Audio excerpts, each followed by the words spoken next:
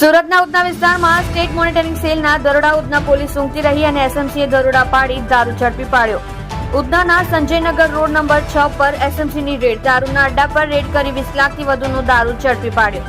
SMC 113 પેટી દારૂ ઝડપી પાડ્યો. એસએમસી એક સગીર સાથે 4 આરોપી ઝડપી પાડ્યા.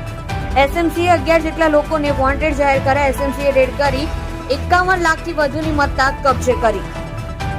આપ જોઈ રહ્યા છો અંબિકા ન્યૂઝ ચેનલ, સેનુ સિંહની સાથે.